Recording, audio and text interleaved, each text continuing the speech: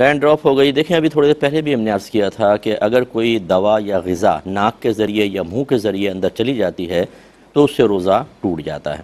تو ایسے جو سانس کی پرابلم میں مبتلا حضرات ہیں، ہمارے بھائی بہن، ہماری گزارش ہے کہ آپ روزہ رکھیں اور حتی الامکان اس کو یوز نہ کریں اور روزہ پورا کرنے کی کوشش کریں۔ لیکن اگر بہت ہی زیادہ سخت طبیعت خراب ہو، بہت ہی اذیت و تکلیف میں آئیں تو آپ استعمال کر لیں، اس سے آپ کا روزہ ٹوٹ جائے گا لیکن آپ بالکل گناہگار نہیں ہوں گے۔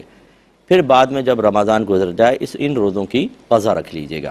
لیکن نہ تو اس خوف کی وجہ سے روزہ چھوڑیں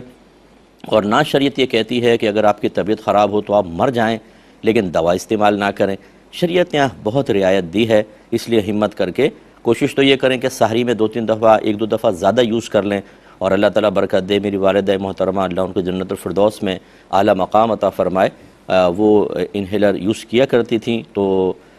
سحری میں کر لیا کرتی تھیں، پھر پورا دن نکل جایا کرتا تھا اللہ کے فضل و کرم سے۔ انہیں تو شوگر بھی تھی، بلڈ پریشر کی مریضہ بھی تھیں، پھر بھی سارے روزے پورے رکھتی تھیں۔ اس سے سیکھنا چاہیے کہ آپ اگر بیمار ہیں